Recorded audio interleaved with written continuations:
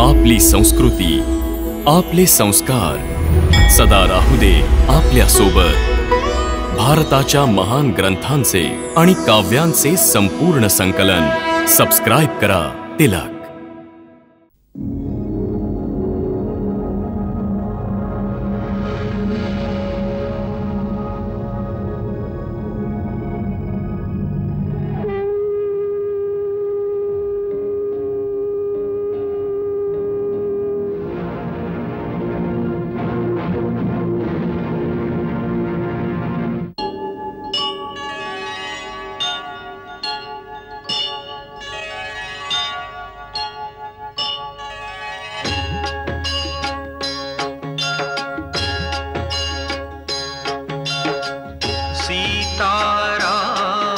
चरित अति पावन, मधुर सरस रस किति मन भावन।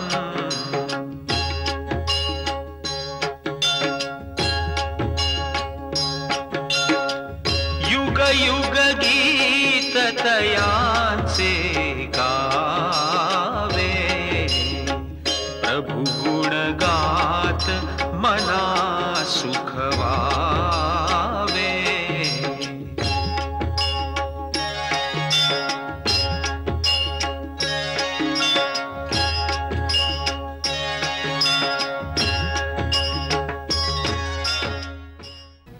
देशोदेशीचे आणि द्वीपाद्वीपाचे मोठे मोठे राजे आणि राजकुमार माझा पण ऐकून या स्वयंवरास आले आहे, परंतु मला दुःखाने म्हणावं लागते की आपण आपल्यालाच परमपराक्रमी, परमवीर, शूरवीर म्हणवणाऱ्या या साऱ्या लोकांच्या गर्दीत सच्चा वीर एकही नाही निघाला। बस महाराज बस। इतकी लज्जास्पद आणि अनुचित गोष्ट बोलण्या अगोदर आपल्याला हे आठवलं नाही की या सभेत सूर्यवंशी रघुकुल नंदन श्रीरामही बसले आहेत। महाराज जनक, ज्या सभेत रघुवंशाचा एखादा सदस्य असेल त्या सभेत अशा प्रकारची गोष्ट बोलायचं कोणी साहस नाही करत, आणि आपण तर रघुकुल नंदन श्रीरामासमोर वीरतेला आव्हान देत आहे। लक्ष्मणा, मला क्षमा करा दादा, मला आपला अपमान सहन नाही झाला। शांत हो वत्सा, आपल्या आसनावर विराजमान हो।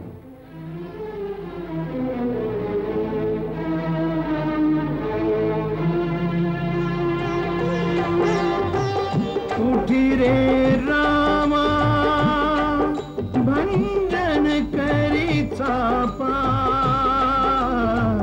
नायनाट कर जनक परितापा। ऐकोनी वचन चरणी शिर नमवी, हर्ष विषाद मुळी न प्रभु मिरवी।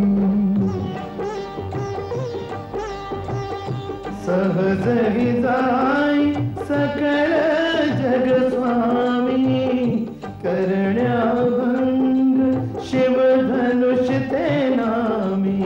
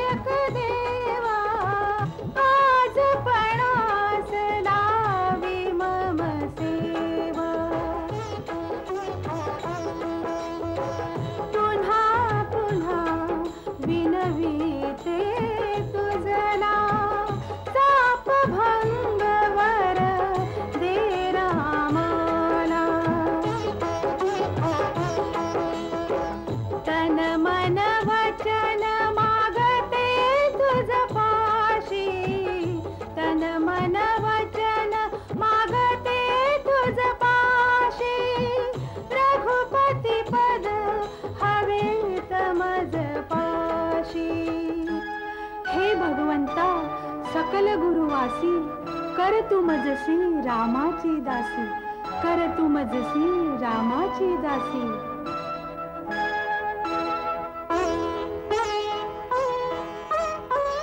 राम हे राम पद सत्य शिवाचे, घडू दे मिलन श्रीराम सीतेचे, घडू दे मिलन श्रीराम सीतेचे.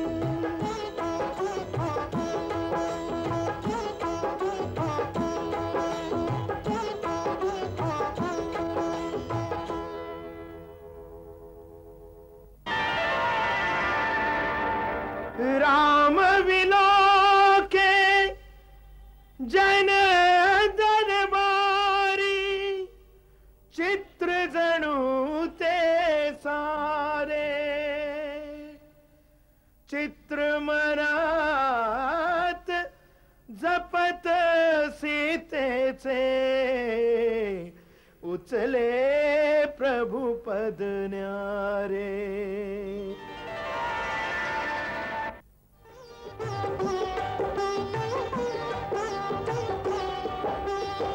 मिलो जान किस वर मन भावन, हो वो मना जोगते हे मिलन. अशंका मनी काही दाटे, समय चुकोन हेची मनी वाटे. मग प्रभु राम जान किस बघती, रघुकुल तिलक अभय जणू देती. गुरुस प्रणाम मनो मन करुनी, अति सहजी उचली ती धनु धरुनी.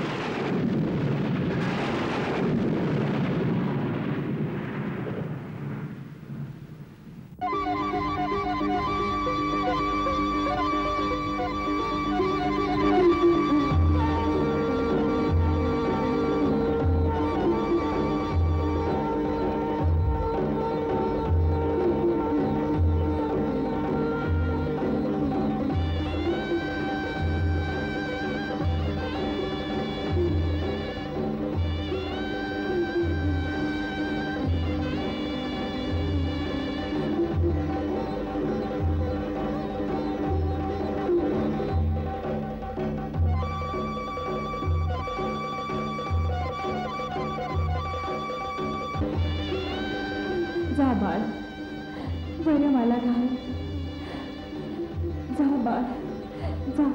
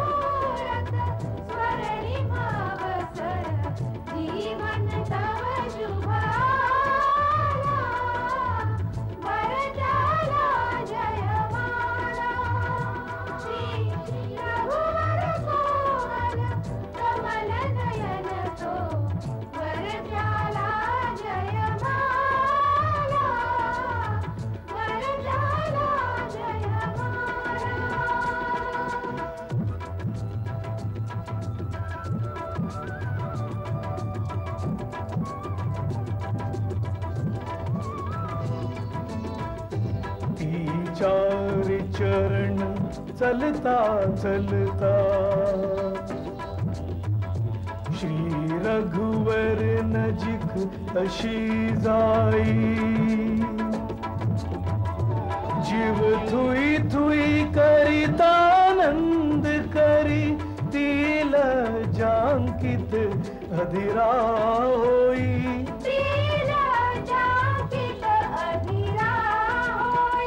श्री राम चकित चित त्यासी तेचा, अद्भुत मोह मनाला, वरदाना वरमाला, श्री रघुवर कोमल कमल नयन तो, वरदाना जयमाला, वरदाना जयमाला, ये पुण्य मुहूर्त स्वर्णिमावसर, जीवनी तव शुभाला, वरदाना जयमाला, श्री रघुवर कोमल कमल नयन तो, वरदाना जयमाला, वरदाना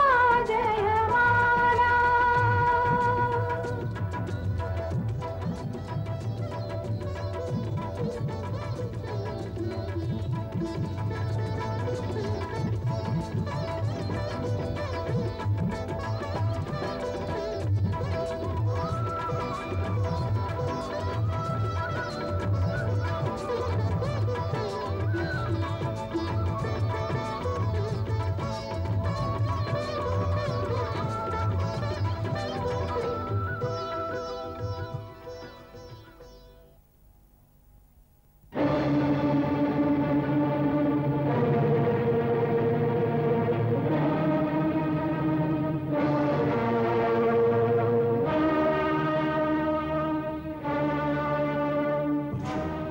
पहा, भगवान परशुराम आले. खूप क्रोधात दिसले, पण ते पुन्हा क्षत्रियांचा वध करतील. नाही नाही, त्यांनी इंद्रांना वचन दिलंय की ते पुन्हा क्षत्रियांवर कधीच शस्त्र नाही उभारणार म्हणून. चला त्यांना नमस्कार करूया, नाहीतर ते नाराज होतील. चला. मी उग्रसेनाचा मुलगा चित्रसेन भगवान परशुरामाला प्रणाम करतो. मी राजा बुद्धसेन आपल्याला प्रणाम करतो. मी नरेन देवाचा पुत्र सोमदत्त आपल्या चरणी प्रार्थना करतो.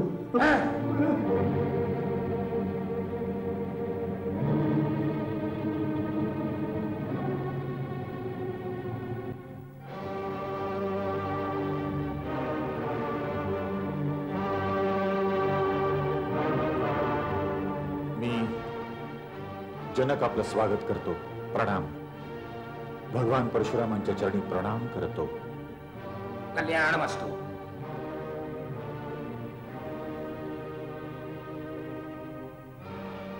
ही आहे माझी पुत्री सीता, आपला आशीर्वाद मागते. सौभाग्यवती भव.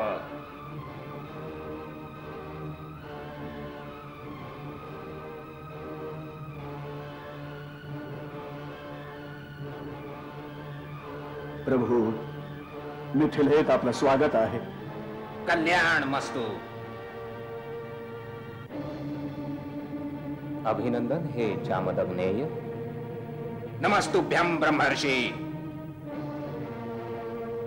वत्स, पुढे या. भगवान परशुरामांच्या चरणी वंदन करा.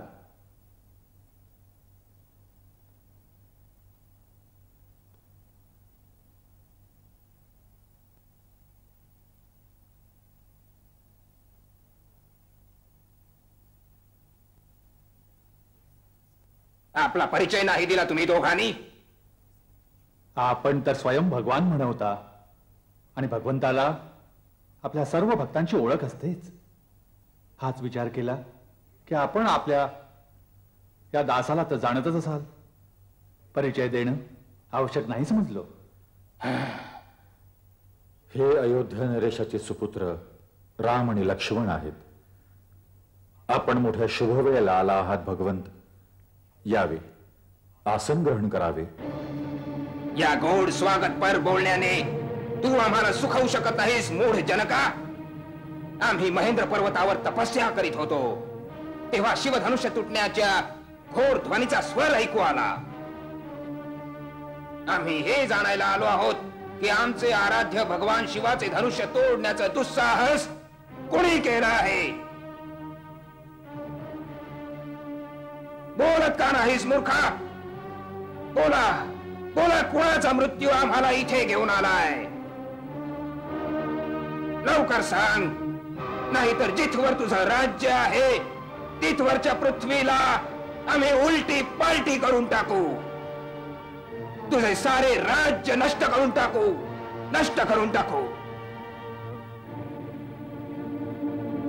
प्रभू, शिवाचे धनुष्य तोडावे असे साहस तर कोणी आपला दासच करू शकतो. त्याच्याकरिता काय आज्ञा आहे आपण मला सांगा. सेवक तो असतो जो सेवा करतो. जो शत्रुत्व करतो त्याला शत्रू समजून त्याला दंडच केला पाहिजे. ज्याने हे शिवधनुष्य तोडले आहे तो सहस्त्र बाहू प्रमाणे माझा शत्रू आहे. सावधान.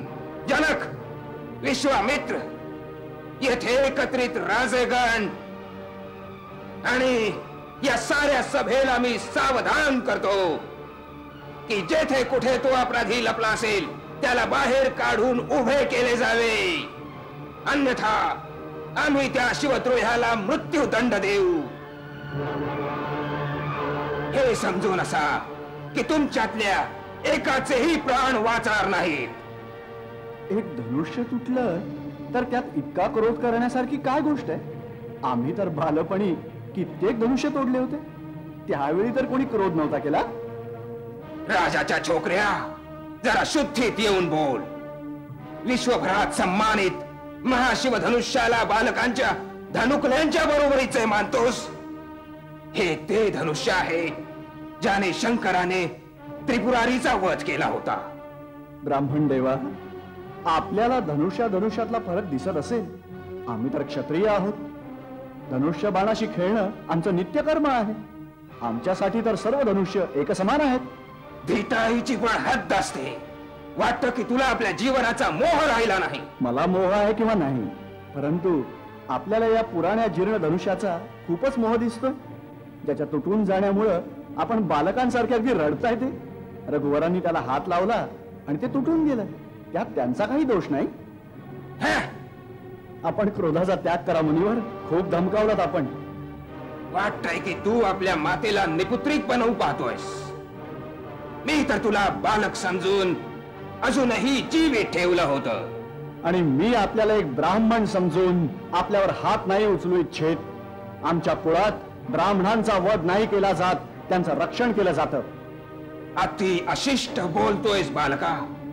कदाचित तू मला केवळ एक वेदपाठी ब्राह्मण समजत असेल. तू नाही जाणत की मी एक क्षत्रिय कुलनाशक, बाल ब्रह्मचारी, अतिक्रोधी तो परशुराम आहे ज्याने कित्येकदा या पृथ्वीला क्षत्रिय विहीन केलं आहे. क्षत्रिय राजांचा सर्वनाश करून ही पृथ्वी वेळोवेळी ब्राह्मणांना दान केली आहे. या परशुने मी सहस्त्र बाहूच्या भुजांना कापला आहे. याच परशुने मी वेळोवेळी क्षत्रियांचं रक्त प्यायलो आहे. आणि आज तुझ्या रक्ताने या परशुची तहान भागवली जाईल. आपण पुन्हा पुन्हा मला धाक दाखवत आहे. असं वाटतंय की एक बालक हुंकर मारून पर्वत उडवायच्या गोष्टी करत आहे. ब्राह्मण देवा, जे वीर असतात ते अधिक बोलत नाहीत, वार करतात. ही घाबरट पुरुषांची लक्षणं आहेत की युद्ध छेडण्याऐवजी ते आपल्याबद्दल मोठमोठ्या गोष्टी बोलू लागतात. विश्वामित्र, जर तुम्ही या उद्धट बालकाचं रक्षण करू इच्छिता तर त्याला आमच्या डोळ्यापुढून दूर घेऊन जा. आपण डोळे बंद करा प्रभू, मी दिसणारच नाही. विश्वामित्र, याला आमचा क्रोध आणि पराक्रमाची शक्ती सांगा. आपली गुणगाथा आपण स्वतः इतकी छान सांगताय की दुसऱ्यांनी सांगायची आवश्यकताच नाही. आता पावे तो आपली महान गाथा गाता गाता मन भरलं नसेल तर ऐकवा ना की कशा प्रकारे एका कर्तृत्ववान कुमाराच्या दोषापायी क्रोधाविष्ट होऊन लाखो निर्दोष क्षत्रियांचा संहार केला तुम्ही. पित्यांचं ऋण कसं फेडलं, मातेचा गळा या परशुनं कसा छाटून टाकला. ऐकवा, ऐकवा, आपल्या महान कार्यांची पूर्ण कथा ऐकवा. बस खूप झालं. आता कोणी मला दोष देऊ नका. हा बालक आता निश्चितच मरणार आहे. आश्चर्य आहे की माझ्या कुठारी समोर येऊनही अजूनही जीवित कसा राहिला. मलाही आश्चर्य वाटतं की माझ्या देवतुल्य दादाला मृत्यूदंड देण्याची गोष्ट कोणी माझ्या समोर करतो आणि तो माझ्या बाणांपासून अजून जिवंत राहतो. लक्ष्मणा,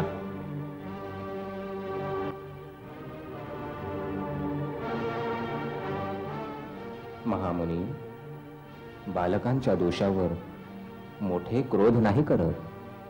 शांत व्हा भगवान. तू चुप राहा कौशिक नंदन. आपल्याला हा क्रोध शोभा नाही देत भगवान. जर बालक चपलता दाखवत असेल तर गुरु माता पिता त्याचा आनंद घेतात, रोष नाही करीत.